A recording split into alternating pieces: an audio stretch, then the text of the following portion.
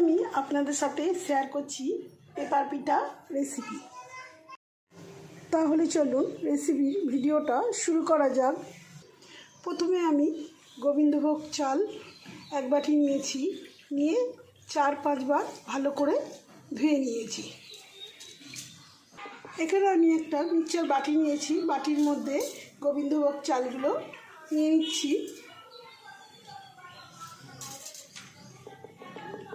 এরপর পরিমাণ মতন জল দিয়ে ব্লেন্ড করে নেব। স্মুথভাবে ব্লেন্ড করে নিয়েছি। একটি পাত্রের মধ্যে ঢেলে নিচ্ছি। দেখুন কত সুন্দর স্মুথ হয়েছে। ব্যাটারটা ঠিক এই ধরনের হবে, ঠিক পাতলা, এরকম চামচের গায়ে পাতলাভাবে লেগে থাকবে, এই ধরনের হবে। এরপর ব্যাটারের মধ্যে স্বাদ মতো লবণ দিয়ে দিচ্ছি। খুব ভালোভাবে ব্যাটারটার মধ্যে লবণ মিশিয়ে নিতে হবে। এইভাবে ঠিক এরকম ব্যাটারটা তৈরি হবে, পাতলা। এরপর পেপার পিঠার জন্য একটা নারকেল কুড়ে নিয়েছি। এই নারকেলের পুরটা এখন আমি বানিয়ে নিচ্ছি। কড়ার মধ্যে নারকেল কুড়ো নিয়ে নিলাম।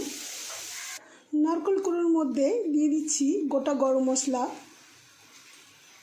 আর দিয়ে দিচ্ছি পরিমাণ মতন চিনি। আপনারা চাইলে এখানে গুড় ব্যবহার করতে পারেন। আমার কাছে গুড় ছিল না, তাই আমি চিনি দিয়েই বানাচ্ছি। আর এখানে দিয়ে দিচ্ছি ছোটো বাটির 1 বাটি দুধ। এই নারকেল পুরের মধ্যে যে কোনো দুধ ব্যবহার করলে পুরের টেস্টটা আরও দ্বিগুণ হয়ে যায়। এইভাবে নারকেলের পুরটা বানিয়ে নিলে আপনারা চাইলে বাটি সাপটা বানাতে পারবেন, পুলি পিঠা বানাতে পারবেন, নাড়ু বানাতে পারবেন। অনবরত এইভাবে নাড়াচাড়া করে পুরটা রেডি করে নিয়েছি। এইভাবে আঠালো টাইপে এসে গেছে, পুর রেডি হয়ে গেছে। এরপর গ্যাসের মধ্যে ননস্টিক প্যান বসিয়ে নিয়েছি। ননস্টিক প্যানটা খুব ভালো করে গরম করে এইভাবে জল ছিটিয়ে দিয়ে টিস্যু পেপারে করে মুছে দিতে হবে।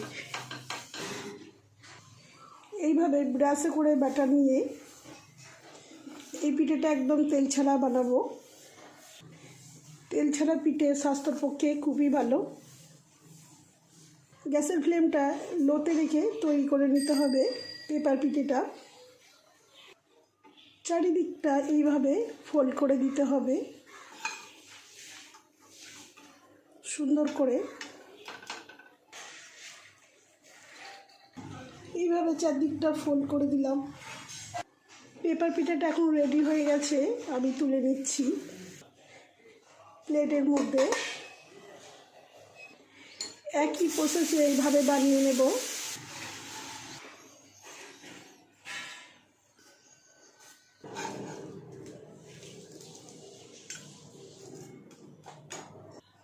এইভাবে প্রতিটা গড়ে নেব। এখন পেপার পিঠাগুলো তৈরি হয়ে গেছে। রেসিপির ভিডিও যদি আপনাদের ভালো লেগে থাকে লাইক, শেয়ার, কমেন্ট করে দেবেন। এই পিঠাটা কিন্তু খেতে কিন্তু খুব সুন্দর হয়। আপনারা চাইলে বাড়িতে এটা অবশ্যই বানাতে পারবেন।